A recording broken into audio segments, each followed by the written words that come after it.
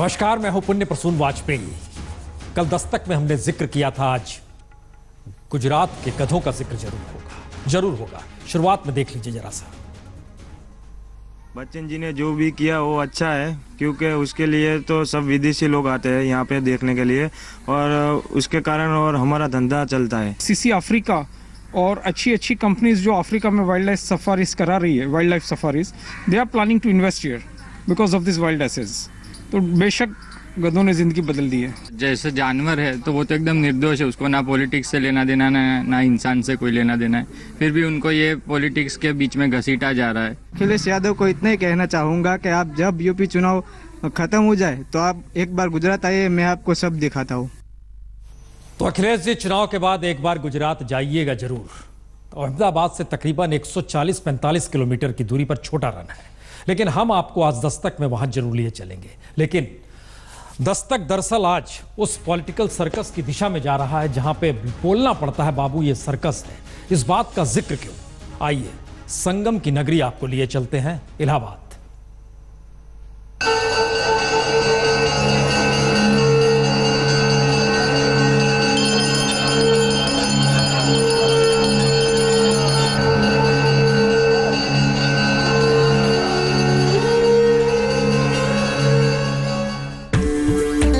ये संगम है, इलाहाबाद का संगम, गंगा यमुना सरस्वती का संगम।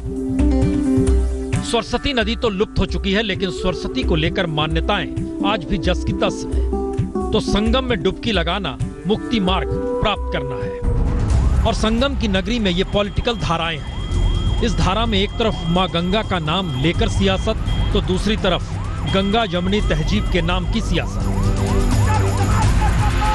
और संगम के शहर में हर कोई मान बैठा है कि सरस्वती की तरह बीएसपी भी लुप्त हो चली है, लेकिन राजनीतिक पंडितों की मान्यताएं जस की तस है। तो हालात संगम में डुबकी के हो या सियासत की डुबकी के, अंतर है क्या? संगम का पानी इतना मैला हो चला है कि डुबकी सिर्फ आस्थाओं के आश्रय है जहां से मुक्ति मिलेगी, और सियासत की धाराएं इतनी मैली हो चुकी है कि गवर्नेंस मुक्ति दिलाकर शमशान और कब्रिस्तान पर बहस कराने के लिए तैयार है।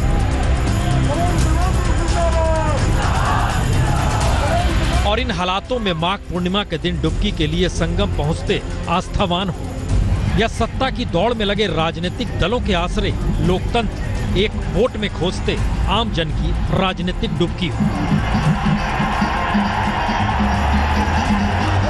अंतर कहीं नहीं, फिक्र किसी को नहीं। 8 किलोमीटर के रास्ते में अमित शाह के रोड शो ने समूचे संगम नगरी की जिंदगी ठहरा दी।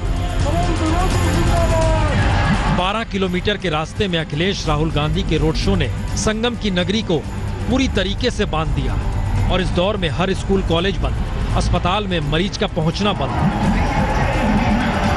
रोड शो के रास्ते दिहाड़ी बंद, सब्जी से लेकर किराना दुकान और हर आवाजाही से लेकर हर रास्ता बंद, क्योंकि लोकतंत्र सड़क पर उतर आया है, झंडे बैनर लेकर, नारे और गीत में सब कुछ गुंजाकर।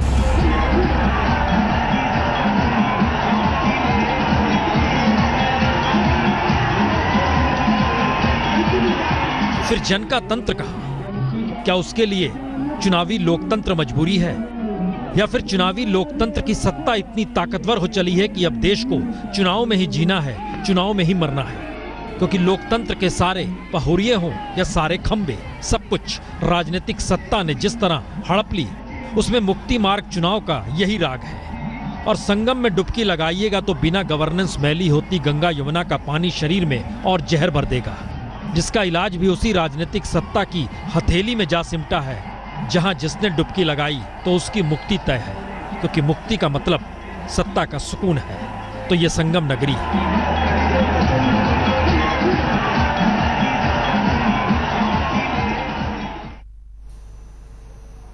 संगम नगरी का जिक्र जरूर करना चाहिए था, क्योंकि सियासत यहीं से आगे बढ़ती है। और उस सियासत के सिरे को पकड़ते हुए इस देश की प्रीमियर एजेंसी सीबीआई के दायरे में झांका जाए या उसे कटघरे में खड़ा कर दिया जाए। इस देश के भीतर के हालात हैं क्या, जिसकी साख दांव पर वही जांच भी करेगा और वही साख भी बनाएगा। जिक्र क्यों कर रहे हैं? क्योंकि यह सर्कस है। जरा देखिए।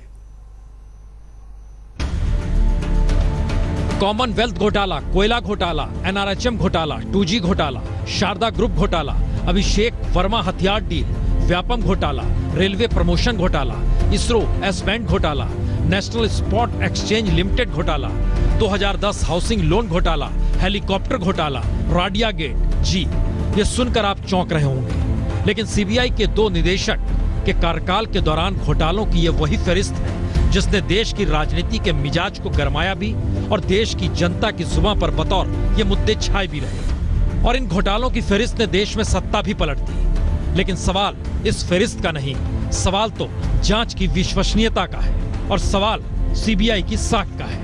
क्योंकि इन तमाम घोटालों गड़बड़ियों की जांच करते हुए क्या सीबीआई ने निष्पक्ष जांच की? क्योंकि जिन 2 सीबीआई डायरेक्टर यानी एपी सिंह और रंजीत सिन्हा के दौर में इन घोटालों की जांच हुई, वह डायरेक्टर भी अब दागी है, कटघरे में है और उन्हीं के खिलाफ सीबीआई जांच चल रही है। क्योंकि 2012 से 2014 के दौर में जब सुप्रीम कोर्ट सीबीआई को सरकारी तोता कह रही थी, तब के सीबीआई डायरेक्टर रंजीत सिन्हा पर आरोप है कि उन्होंने कोयला घोटाले की जांच को प्रभावित करने की कोशिश की। कोयला घोटाले के आरोपियों से कई मुलाकातें की और कोयला घोटाले के संदिग्धों को बेजा फायदा भी पहुंचाया। और रंजीत सिन्हा से पहले 2010 से 2012 के दौर में जो सीबीआई डायरेक्टर थे एपी सिंह, अब भ्रष्टाचार और हवाला मामले में आरोपी मांस निर्यातक मोइन कुरैशी की मदद करने के आरोप में फंस चुके हैं। तो सवाल इन 2 चेहरों भर का नहीं, सवाल है कि क्या हमारा सिस्टम इतना ईमानदार है कि वह सीबीआई डायरेक्टर को भी नहीं बख्शता, या फिर हमारा सिस्टम इतना करप्ट है कि करप्शन की जांच करने वाली सबसे प्रीमियर संस्था सीबीआई के डायरेक्टर भी करप्ट हो जाते हैं। और जिस तरह से दोनों पूर्व सीबीआई डायरेक्टर की जांच जब सीबीआई कर रही है, तो ऐसे में 3 सवाल हैं। पहला, क्या राजनीतिक सत्ता के इशारे पर सीबीआई करप्ट होती है? दूसरा, क्या सीबीआई जांच का इशारा करप्ट होने की ताकत बढ़ा देता है? और तीसरा, क्या वीवीआईपी दागी राजनीतिक सत्ता और सीबीआई जांच का एक नेक्सस सिस्टम को ही करप्ट कर देता है? क्योंकि कल एक तरफ ही पूर्व सीबीआई डायरेक्टर एपी सिंह के दिल्ली, गाजियाबाद, चेन्नई और हैदराबाद के ठिकानों पर उसी तरह छापे मारे गए जैसे किसी बड़े अपराधी के खिलाफ मारे जाते हैं। और याद कीजिए, प्रधानमंत्री बनने से पहले प्रधानमंत्री मोदी ने एक रैली में मोइन कुरैशी के करप्शन को मुद्दा बनाया था। 10 जनपद के साथ निकट संबंध रखने वाला एक व्यक्ति भी इस व्यापारी के साथ लगातार बातचीत करता है, पैसों के लेन देन की चर्चा करता है। और फिर याद कीजिए, सीबीआई के पूर्व डायरेक्टर रंजीत सिन्हा के दौर में ही आय से अधिक संपत्ति मामले में मुलायम सिंह और मायावती के खिलाफ मामले बंद कर दिए गए। सोनिया गांधी के करीबी विंसेंट जॉर्ज के खिलाफ भी आय से अधिक संपत्ति का मामला बंद कर दिया गया। और कोयला घोटाले मामले में रंजीत सिन्हा फंसे हैं और उसी मामले में सुप्रीम कोर्ट के वकील प्रशांत भूषण ने सबसे पहले ये अर्जी सुप्रीम कोर्ट में लगाई थी, जिसे बीजेपी ने राजनीतिक तौर पर लपक लिया और 2014 के लोकसभा चुनाव में कोयला घोटाला ही मुद्दा बन गया। एक मंत्री कोयला खा गए तो प्रशांत भूषण ने एक वक्त कोयला घोटाले की अर्जी लगाई, लेकिन अब जब सहारा पेपर की अर्जी लगाई और सुप्रीम कोर्ट का दरवाजा खटखटाया तो प्रशांत भूषण के आरोपों को बीजेपी ने ही खारिज कर दिया और सुप्रीम कोर्ट के फैसले की दुहाई दी। तब प्रशांत भूषण को कहना पड़ा, सत्ता जिसकी भी हो वो कभी जांच नहीं चाहती। आज सुप्रीम कोर्ट का जजमेंट ये दिखाता है कि कई बार जब बहुत इन्फ्लुएंशियल लोग सुप्रीम कोर्ट के सामने आते हैं तो सुप्रीम कोर्ट का नज़रिया बदल जाता है उन्हीं मुद्दों के बारे में। तो मेरे हिसाब से बहुत ही दुर्भाग्यपूर्ण फैसला है। तो क्या सीबीआई की ईमानदारी सत्ता के लिए होती है या फिर सीबीआई का करप्शन भी सत्ता के लिए होता है? क्योंकि अब जो जानकारी सामने आ रही है उसके मुताबिक मोइन कुरैशी ने सीबीआई के पूर्व डायरेक्टर एपी सिंह के जरिए मनमोहन सरकार के 2 मंत्रियों की भी मदद ली थी। तो क्या सिस्टम हर सत्ता के लिए ईमानदारी छोड़ करप्ट हो जाता है या फिर करप्ट सिस्टम ही सत्ता की ईमानदारी को करप्ट कर देता है? हो जो भी, लेकिन सिक्के के दोनों एक ही पहलू हैं और देश की प्रीमियर जांच एजेंसी मुश्किल इतनी बार नहीं, हमने जिक्र किया है बाबू ये सर्कस है और सर्कस में किसकी जुबान फिसल नहीं रही है बल्कि जुबान बाकायदा स्क्रिप्ट के जरिए सामने आ रही है। कल गधों का जिक्र हुआ था तो हमने कल ही वादा किया था लिए चलेंगे आपको भी गधे दिखाने गुजरात के, तो चलिए वहीं चलते हैं। लीजिए मिल लीजिए कच्छ के उस गधे से जो झटके में देश की राजनीति के केंद्र में आ गया है। और देखिए उन विदेशी पर्यटकों को जो अमिताभ बच्चन का गधे पर विज्ञापन देखकर कच्छ के छोटा रन पहुंच गए। और गधे की फोटो लेते विदेशी पर्यटकों के लिए गधा वाकई अजूबा है। तो यूपी में इन गधों के नाम पर सियासत गरमाई तो हमारी टीम भी अहमदाबाद से 145 किलोमीटर दूर इस छोटे रण में पहुंच गई। लेकिन गाड़ी की आवाज सुनकर और कैमरा देखकर राजनेताओं से इतर गधा भागने लगा। हमने कोशिश की गधे से पूछें, उनकी लोकप्रियता तो सत्ता बनाने और डिगाने पर जा टिकी है, लेकिन गधे तो गधे हैं, वो भाग खड़े हुए। लेकिन इस तरह के शर्मीले गधे को देखने फ्रांस से आए पर्यटक से जब हमने पूछा क्या खास है इस गधे में, तो वो बोले शानदार है। बंजर और रुखड़ी जमीन पर गधा बेहद शानदार लगता है। C'est très joli, c'est très magnifique, les ânes et les vaches bleues. We went here to see some donkeys and we had the chance to see some horns. करीब 1 मीटर ऊंचा और 2 मीटर लंबा ये गधा 50 किलोमीटर की रफ्तार से दौड़ता है। और यह एशियाटिक एस पूरे भारत में कहीं और है ही नहीं। इसीलिए यह गधा गुजरातियों के बीच गधा नहीं घुड़खर कहलाता है। लेकिन ये कमाल सिर्फ मोदी के वाइब्रेंट गुजरात का नहीं कि गधे को देखने यहाँ दुनिया भर से लोग पहुँचते हैं। दरअसल ये कमाल तो अखिलेश के साथ खड़े राहुल गांधी की कांग्रेस की सत्ता का भी है, जिसने 2013 में इसी गधे की तस्वीर के साथ डाक टिकट जारी कर दिया था। यानी गधे मनमोहन सरकार को भी अच्छे लगे थे। यूपी की राजनीति में इन दिनों सबसे ज्यादा गुजरात के ये जंगली गधे छाए हुए हैं। हालांकि इसे गुड़कर के नाम से भी जाना जाता है। अखिलेश यादव भले ही इन जंगली गधों के नाम पर राजनीति कर रहे हैं, लेकिन अमिताभ बच्चन के छोटे से विज्ञापन से छोटे रन के इस इलाके के आसपास के गांव की तस्वीर बदल गई है। तो गधों के नाम पर डाक टिकट से लेकर अमिताभ बच्चन के विज्ञापन का नायाब कमाल यह भी रहा कि इस पूरे इलाकों में गधे के नाम पर ही सही, लेकिन लोगों की जिंदगी सुधर गई। और अब हर जुबां पर है गधों ने जिंदगी संवारी, तो गधों के नाम पर राजनीति कोई ना करे। बच्चन जी ने जो भी किया वो अच्छा है, क्योंकि उसके लिए तो सब विदेशी लोग आते हैं यहाँ पे देखने के लिए, और उसके कारण और हमारा धंधा चलता है। सीसी अफ्रीका और अच्छी अच्छी कंपनीज जो अफ्रीका में वाइल्ड लाइफ सफारीज करा रही है, wildlife safaris, they are planning to invest here because of this wild asses. तो बेशक गधों ने जिंदगी बदल दी है। जैसे जानवर है तो वो तो एकदम निर्दोष है, उसको ना पॉलिटिक्स से लेना देना ना इंसान से कोई लेना देना है, फिर भी उनको ये पॉलिटिक्स के बीच में घसीटा जा रहा है। अखिलेश यादव को इतना ही कहना चाहूँगा कि आप जब यूपी चुनाव खत्म हो जाए तो आप एक बार गुजरात आइए, मैं आपको सब दिखाता हूँ। क्यों कहा जा रहा है कि अखिलेश जी चुनाव खत्म होइए तो एक बार गुजरात जरूर आइए, आपको गधे दिखाएंगे। आइए उस इलाके में रहने वाले लोगों के बीच भी आपको लिए चलते हैं। हमारी संवाददाताओं ने उनकी जिंदगी को टटोला, समझा और पता चला गधों ने ही जिंदगी संवार दी।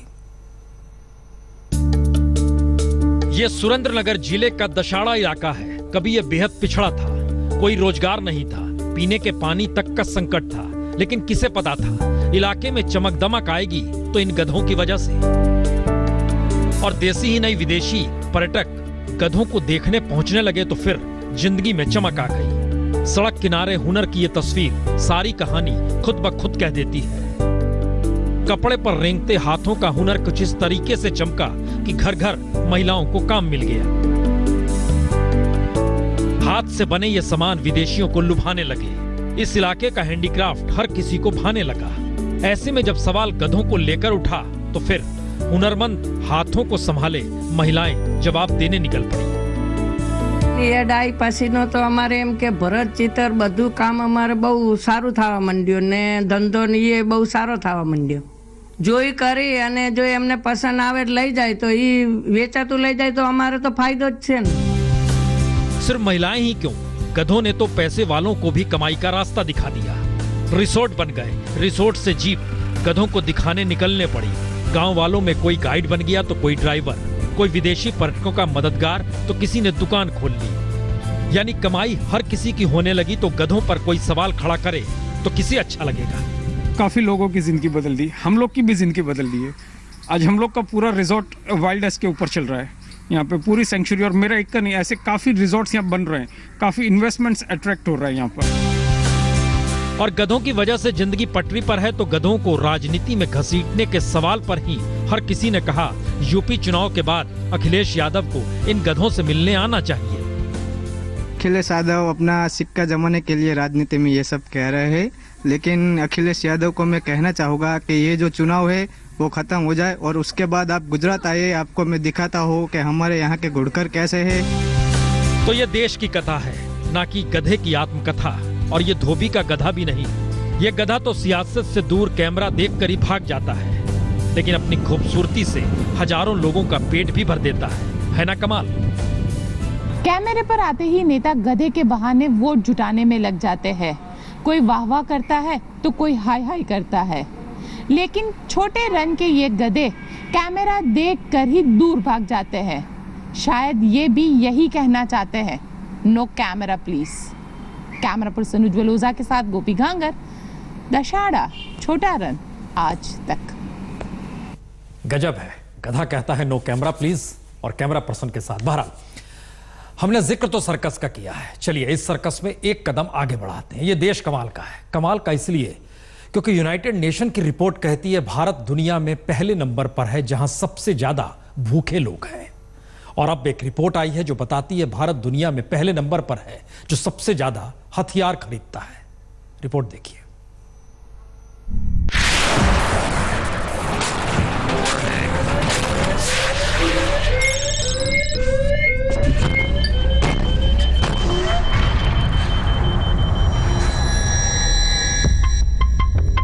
अजीब विडंबना है, दुनिया में भारत भूखे रहने वालों में भी नंबर 1 और हथियार खरीदने वालों में भी नंबर 1। यानी एक तरफ देश के पास इतना पैसा नहीं कि 19 करोड़ लोगों को 2 जून की रोटी दे सके, लेकिन दूसरी तरफ इतना पैसा है कि बीते 7 वर्ष में 2,27,000 करोड़ के हथियार खरीद डाले। तो आइए जरा देश के असल मिजाज को भी समझ लें, क्योंकि दुनिया में भारत सबसे बड़ा हथियार खरीदने वाला देश बन चुका है और अमेरिका सबसे ज्यादा हथियार बेचने वाला देश है। तो पहला सवाल यह है, क्या अमेरिका के साथ भारत का याराना हथियार बाजार को बनाए रखने पर टिका हुआ है? क्योंकि अमेरिका हर बरस तकरीबन 13 लाख करोड़ का हथियार बेचता है और भारत 13% की रफ्तार से सबसे ज्यादा हथियार खरीदता है। और इसके आगे का सवाल यह भी कि जब भारत को हथियार की जरूरत दुनिया में सबसे ज्यादा है तो भी कोई विदेशी कंपनी भारत में आकर हथियार क्यों नहीं बनाती? जबकि मौजूदा वक्त में मोदी सरकार ने देसी तौर पर हथियार बनाने की पहल के तौर पर 100% FDI कर दी, यानी विदेशी निवेश 100%। और मेक इन इंडिया के नारे के तहत दुनिया भर के कंपनियों को भारत आकर हथियार बनाने का न्योता भी दिया गया। और इसके आगे का सवाल यह भी कि भारत की भूमिका तो हमेशा से शांति दूत के तौर पर रही, इसीलिए गुट निरपेक्ष से लेकर सार्क देशों का सम्मेलन शुरू हुआ।